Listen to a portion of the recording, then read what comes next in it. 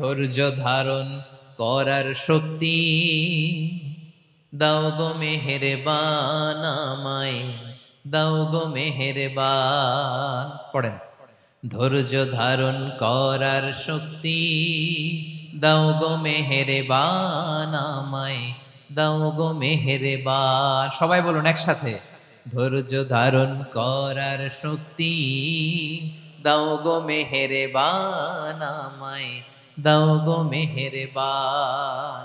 বুকের ভেতর ব্যথার নদী বইছে অবিরাম, বইছে বইছে অবিরাম। পড়ুন, ধৈর্য ধারণ করার শক্তি দাও গো মেহেরবান আমায়, দাও গো মেহেরবান। পড়েন আমিন। আল্লাহ যেন বিপদে আমাদেরকে ধৈর্য ধারণ করার তৌফিক দান করে। প্রিয় ভাইয়েরা, ধৈর্য এটা এমন একটা গাছ যে গাছের সারা গায়ে কাটা, কিন্তু এই গাছের ফলটা বড় সুস্বাদু। আই রিপিট, আমি আবারও বলছি, ধৈর্য এটা এমন একটা গাছ যে গাছের সারা গায়ে কাটা, কিন্তু ফলটা বড় মিষ্টি, ফলটা বড় সুস্বাদু। সবাই ধৈর্য ধারণ করতে পারে না।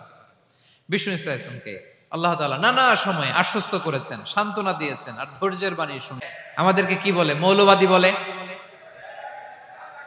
বলে বলে ওই যে রাজাকার বলে। হ্যাঁ, রাজাকার রাজাকার খেলার দিন শেষ। মন মতো হইলে মুক্তিযোদ্ধা, মন মতো না হইলে রাজাকার, এই দিন শেষ। ওই দিন আর নাই, এই কার্ড দিয়ে আর খেলার দিন নাই। এগুলো মানুষ আর খায় না এখন, এগুলো গিলে না আর। সাধারণ মানুষ বড্ড সচেতন। দেখেন, কালের বিবর্তনে, সময়ের আবর্তনে একই পরিক্রমা আমাদেরকেও ট্যাগিং করে, আমাদেরকে মৌলবাদী বলে, ব্যাকডেটেড বলে, রাজাকার বলে, জঙ্গি বলে, যুদ্ধাপরাধী বলে। আছে না এরকম? ওয়াসবির আলা মা ইয়াকুলুন, নিজের সাথে মিলায় নেন, যা বলে ধৈর্য ধারণ করো। ওয়াহজুরহুম হাজরান জামিলা, জাস্ট ইগনোর দেম, ভালোভাবে ইগনোর করেন। খালি হবে যে জীবন মানেই এখানে বিপদ থাকবে, পরীক্ষা থাকবে, স্ট্রাগল করে করে আমাকে আগাতে হবে। কেউ আমার জন্য রেড কার্পেট বিছিয়ে রাখবে না। এই জীবনটা বড় জটিল। This is life, how it's designed. এভাবেই পৃথিবীকে ডিজাইন করা হয়েছে।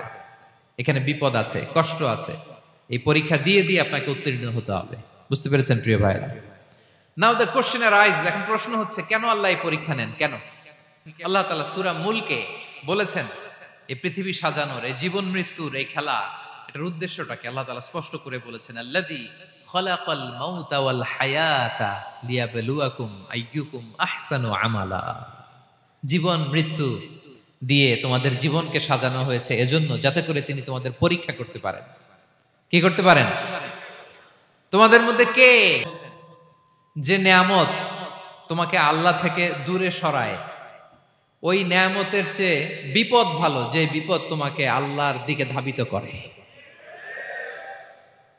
আই রিপিট, আমি আবারও বলি, যে নাজ নেয়ামত তোমাকে আল্লাহ থেকে দূরে সরিয়ে দেয়, সে নাজ নেয়ামতের চেয়ে ওই বিপদ আপদ ভালো, যেই বিপদ আপদ তোমাকে আল্লাহর কাছে টেনে নেয়। তাহলে বিপদ আপদ আসলে আপনি হতাশ হবেন? আর কখনো দুঃখ করবেন? মোয়ারের ভাইয়েরা, আর মন খারাপ করবেন? আপনি খেয়াল করে দেখেন, বিপদ আসলে আমরা আল্লাহরে ডাকি বেশি। যখন অসুস্থ আপনি খেয়াল করেন তো, আল্লাহ আল্লাহ, তুমি ছাড়া বাঁচানোর কেউ নাই। আল্লাহ, খেয়ে না খেয়ে দিন প্রচারের কাজে নিজেকে দিয়েছ বিলিয়ে, তায়েফের কাফিরেরা চিনল না সে আলো, দুষ্ট ছেলেদের পিছু দিল লেলিয়ে, পাথরের আঘাতে ক্ষত বিক্ষত হয়ে সারা শরীর থেকে রক্ত ঝরে। হে রাসূল, তোমাকে ভুলি আমি কেমন করে? হে রাসূল, তোমাকে ভুলি আমি কেমন করে। হাজার ব্যথা বেদনার পরে ফিরে আসনি তুমি আপন ঘরে। দিনের আলো তুমি ছড়িয়ে দিতে চলে গেলে মদিনায় মক্কা ছেড়ে। হে রাসূল তোমাকে ভুলি আমি কেমন করে। হে রাসূল তোমাকে ভুলি আমি কেমন করে।